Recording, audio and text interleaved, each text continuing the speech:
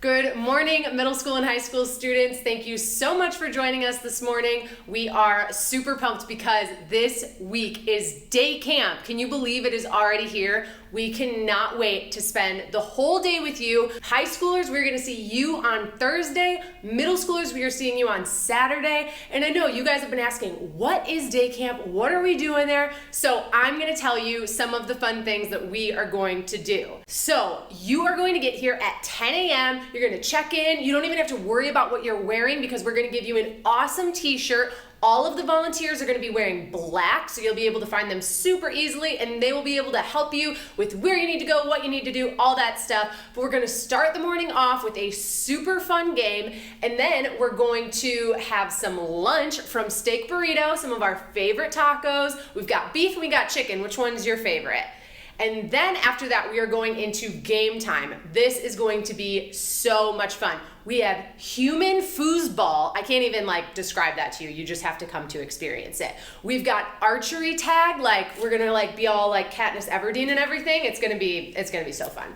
We're gonna have a scavenger hunt for you guys, and we are going to have trivia. It's gonna be such a fun day. And then after all of that, when you're all sweaty and tired, we're keeping it going and we are gonna go and do worship. This has been something that I know I have missed so much, but we get to experience worship together again. So we're gonna do that. And then we've also got a special guest teacher come in to give you guys an awesome message. And then you're gonna have small group, and then we're done for the day. So it's gonna be a fun-filled day packed with so much cool stuff. So make sure to register. Even though it's this week, you can still register. We wanna see you guys there. And I've got a special surprise for you guys. If you register within the next 24 hours, I'm gonna give you the early bird price. I know, I'm really nice, but I'm gonna give it to you guys. It's $16 off. It is only $49. I mean, with the meal, all those games, a free t-shirt, that sounds like a pretty good deal to me. So make sure we've got the links over in the comments for you guys. Register, register, register. Invite your friends. Everybody is welcome as long as they're in your age group. We want them there. But there is a limit. We can only have 40 people. So make sure to register and save your spot. We can't wait to see you guys. I'm going to kick it over to Josh. We are in week 2 of our series Break It Down, and he is going to break down the Bible for us again. All right, question for you. I want you to think, what is the craziest true story that you've ever heard? Right? And there's a lot of true things that have happened maybe in the history of your life, but also just in the history of the world. There's a lot of crazy true stories. I want to add one more to the list. This is a true story. Sounds like it's going to come out of Disney Plus, but this has actually happened. One time there was this really evil king. I'm talking wicked evil king, to the point that he made Scar from The Lion King seem like, a kind uncle that you'd want to spend Christmas with, right? You got it? Evil king. This evil king came in and actually took over an entire city of a different country. So he comes in with his army, he takes over the city, and he enslaves everyone who lives in this city. And these were harmless, peaceful people. He comes in, takes it over, right? Evil king. He does this then for 18 years. He rules over this harmless, helpless people. To the point that after 18 years, which 18 years, that's a long time. That's older than, I'm guessing, almost every single one of you watching this. 18 years, he rules over, enslaves an entire city. And finally, this one guy just has it. He's like, I cannot handle, this guy's evil, he's wicked, he's mean, he's cruel, he's oppressing us. All right, what I'm going to do is I'm going to defeat him. And so what this guy does is he goes into his homemade shed and he makes a sword. He I don't know how you make a sword, but this guy makes a sword, and then he decides, here's what I'm going to do. I'm going to go to the king and I'm going to tell him, hey, I've got a really great gift for you. And so this guy, he gets all of his money, he gets other people to give him money. He goes to the king, he's like, look at all this money, I've got to give this to you as a gift because we love you so much. He's lying. But that's what he says. He goes to him, he takes all this money, gives it to him, and then when he's there present with the king, this evil king, this guy says, all right, I've got an important secret to tell you, but it's got to be just between you and me, super awesome king, so can you make your guards leave the room? And so that's what the king does. The king's like, hey, guards, leave the room, just leave me and this guy alone. So they leave, and when that guy's there present, he leans forward like he's going to whisper in the king's ear. But instead of doing so, he reaches inside of his coat and he pulls out that homemade sword that he made and he stabs this king. Now, there's an important side note about this king. This king was let's just say he was a rather large individual, like Jabba the Hutt size big. You kind of get the idea. He was so big, what we're told is that when this guy stabbed the evil king to defeat him, that this guy's fat actually sucked in the sword. I kid you not. And so this guy's standing there and his sword is just like gone. It's just been engulfed by this very large evil king. So in the moment, guy escapes. The guards who are outside of the room, just right outside the doors, as all of this is happening, they hear this evil king dying and making these like grunts and moans. But this is crazy. They don't go in because they think that those noises they're hearing is this guy on the toilet having some issues. Right? I kid you not. So they stand outside the door as they hear their king dying, this evil, wicked man, because they think like, ooh, this guy's just having some trouble going to the bathroom. All right? The evil king is overthrown. The city is freed. The people who've been oppressed all of a sudden are victorious and regain their freedom. That's a crazy story, right? It's a crazy true story, and we actually read that story in the Bible. Now, here's the thing. That story that I just told you, you could read it more in depth. It's found in Judges chapter 3. A lot of the details I gave, you'll find specifically in the Bible. Now, why am I telling you that story? Here's why. Because maybe you, in the same way that I did the very first time that I heard that story, thought this: how does this relate to my life? How does this relate to my life? See, here's what I had heard for the longest time, was that this book right here was designed to help me in my relationship with God. So how does an obese, evil king being defeated have anything to do specifically with my life here today? Like, case in point, imagine right now you're having some difficulty with a friend or with somebody who's closer than a friend, like a boyfriend, girlfriend, something like that. And you're like, God, will you give me clarity on what I'm supposed to do in this relationship? And then you opened up this book and you're like, God, show me what to do. And you open it up and you just happen to maybe open up to Judges chapter 3 and you read that story about these two guys whose names are Ehud and Eglon, which, aren't you glad your parents didn't name you that? And you read that story and you go, okay, God, what am I supposed to do in my relationship? This doesn't solve any of my problems. And here's the thing. That's why we're talking about this, is because for us to actually understand how to read the Bible, we have to understand the why of the Bible first. And so we kicked this off last week, and we're going to talk about this in the coming weeks ahead, is how do we actually read this book? And what does it actually have to say to us here today? You see, when we don't know the whole story, we don't understand the point of what we're reading. When we don't know the whole story, we don't really understand what it is that we're reading. And so what we have to first and foremost do is understand that this is one story. That, yeah, it's made up of 66 individual books written by dozens of different authors over a time period of 1,500 years. But it tells one story. It tells the story of God, who loves us so much that he came to rescue, redeem us, and restore us into relationship with him. And so when we understand that this book tells one story, and we talked about this last week if you watched, when we start to understand that, everything in there starts to make a little bit more sense. But for this week, I want to talk about a really important way to understand the Bible, and it's this word, context. Context. You see, every single thing in this book was written by a person for a specific reason. And until we understand who wrote it and why they wrote it, we can't really understand what it means for us today. That makes sense? We need to understand who wrote the story and why they wrote the story for us to understand what it means for us today.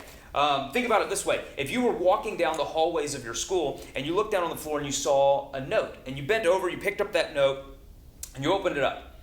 And you don't know who wrote that note, and you don't know why they wrote it, you would just be able to gather some information just as you read what was on that page.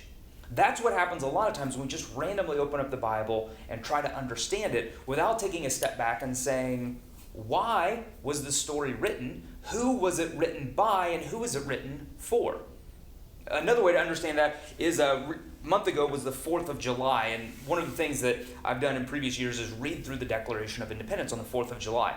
And if you've ever read the Declaration of Independence, it's, let's be honest, it's a tough read. I know many of you aren't readers to begin with, so I would encourage you not maybe to start with the Declaration of Independence. Let me just give you kind of a sample of how it's phrased. When, in the course of human events, it becomes necessary for one people to dissolve the political bands which have connected them with another and to assume among the powers of the earth a separate and equal station to which the laws of nature and nature's God entitled them to, a decent respect to the opinions of mankind requires that they should declare the causes which impel them to the separation. Now, I read that, and I don't understand it. I took classes in high school and college that tried to explain that, but it's still written in a way that I have no clue specifically what they're saying. It would take a lot of time to really kind of understand that. Now, why did I read that? Because that was just written 200 plus years ago. And we have a hard enough time understanding something that was written in the same language as us, to the nation that we live in, about history that took place a few hundred years ago. So here's the thing. If that's confusing, imagine this. Everything in this book right here was written in multiple different languages, that none of which was actually English, that we've translated. On top of that, it was written by people to specific situations that are way more foreign to us than what was going on between us and England a few hundred years ago. So this is really important. Context matters. Everything in the Bible needs to be put into context for it to make sense to us. And let me give you a more specific example. One of the verses that you see a lot of people throw around, maybe you've seen football players have this on their eye tape or hold it up in signs at baseball games, is this verse, Philippians 4:13. It says this, I can do everything through Christ who gives me strength. Now that's a great verse. It's really encouraging. It's a verse that I've found my way to again and again when I've been in challenging situations. I can do everything through Christ who strengthens me. But here's the thing. Think about this. Is that true? Like, for instance, can you fly because God gives you strength? Let's be honest. No, like we can't fly. But this says, I can do everything through Christ. What about this? Can you make yourself invisible? No. How about, could you make yourself like super strong like the Hulk? Nope. How about, could you win the lottery? No. Right? So here's the thing. This verse says I can do everything through Christ who gives me strength, but I think that we also know that everything doesn't really mean everything. So then what does it mean? Let me explain. This verse comes from a book of the Bible called Philippians. What's a Philippian? A Philippian was a group of people, and Paul was a pastor of this church in Philippi. So he wrote them this letter. And in this letter, he was talking about the persecution and pain that he'd experienced because he was a follower of Jesus. And he's writing them to encourage them that as they experience pain for following Jesus, that they can turn to Christ to give them strength. So when he's talking about everything, he's not actually talking about everything. He's talking about something specifically, which is the pain that comes as we follow Jesus. And what he's saying is that he's actually learned that he can endure any kind of suffering because Christ gives him the strength to actually endure. That's what he's talking about. And here's the thing, that actually is true for our lives today. That no matter what you're going through right now, whether it's difficulty in your home, your parents aren't getting along, or you're really struggling fighting with a brother or a sister. Maybe it's difficulty in a relationship. You had somebody recently break up with you or say something hurtful to you. Maybe you've got close friends who have betrayed you. Maybe right now you're really struggling trying to figure out how are you going to go back to school in the next couple weeks, and there's fear that's inside of you. Here's the thing, is in all of those things, you're able to do them and to get through them because Christ is the one who gives you strength. So in that way, yeah, you can do anything and you can do everything because if you lean into Christ, he will give you the strength to persevere and get through. You see, context matters. And so here's my encouragement to you is as you read the Bible, stop and ask yourself if you actually know the whole story. And see, if you don't know who wrote it and who they wrote it to and why they wrote it to begin with, more than likely you're going to find yourself confused. And so here's 3 questions that I want to give you as you read the Bible. Number 1, ask this question: who wrote this and who were they writing to? Who matters. Who wrote this and who were they writing to? That if you read parts of the Old Testament, what you'll find is that it was not written necessarily to encourage a specific group of people, but rather just to capture historic events that took place. And some of those historic events weren't necessarily good things. Some of those historic events were people who did really evil things, and they were written as a reminder of what happens when we lose sight of God. Who wrote it and who they wrote it to matters. Number 1. Number 2, why was this written? Was this written to encourage us in our relationship with God, or was this written to warn us of what can happen if we lose focus on God? Why was it written? And number 3, is it helpful to me right now? That third question is really important because while everything in the Bible matters, it doesn't necessarily matter to us right now in the moment based on what you're going through. So that story that I told you at the beginning about Ehud and Eglon, that's a great story to remind us that God will overcome evil. But right now, if you're going through a tough breakup, you might not need that story to be the way that God communicates to you. Is it helpful to me right now? It always matters. It may not just matter to us right now in this moment based on what we're going through. Who wrote this? Who did they write it to? Number 2, why was it written? And number 3, is it helpful to me right now? You see, the Bible might not have been written to you, but it was written for you. While this book wasn't necessarily written to us right now, 2,000 years removed from the life of Jesus, it was written for us to continue to lean in and grow in our faith in God. Everything in here matters, but context will help us discover why it matters and how it matters specifically to our life today. I want to leave you with this question right here. What's one thing in the Bible that I want to know the whole story about? What's one thing in the Bible that I want to know the whole story about? Your small group leader is a great resource. Your parents are a great resource. That as you have questions along the way, I would encourage you to reach out to them. For you to first and foremost read this book, but don't read it by yourself.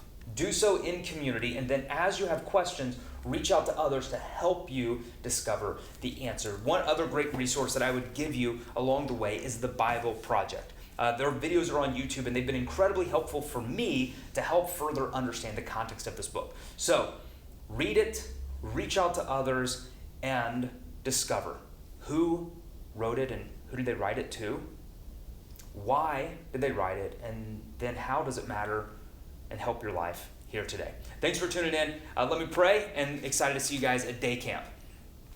God, thank you for your word and for your story and the way that you draw us in and continue to teach us and grow us and help us learn along the way. Would we continue to ask questions of this book as well as to ask questions of others around us, whether it's our parents or small group leaders, to help us discern what it is that you're speaking to us today through these words that were written thousands of years ago. And God, would you work and move in Day Camp over the course of the next few days ahead of us, and can't wait to see how you're going to use those single day experience to help us grow in our relationship with you and our connection with others. We pray this in Jesus' name, amen. All right, guys, another awesome message. That was so good. Don't forget, Day Camp is this weekend, and make sure next Sunday is going to be a big Sunday. We've got some really, really important details that you guys are going to want to know regarding the fall and what Mission Students is doing. So make sure to join us again next Sunday after Day Camp. We know you guys are going to be tired, but you guys can still tune in at 10 a.m. Join us, hear all these exciting updates, and we will see you this Thursday and Saturday for Day Camp. If you have any questions, please email me at alex@wearemission.com. We want to make sure that you are so prepared for Day Camp. We will see you guys next week. Psst. Day Camp is this week. What? I haven't registered yet. You can still register. Is there a discount or something? It's only $49 if you use this code. Okay, I'll register today. I'll register. Okay, we'll see you then. Mom?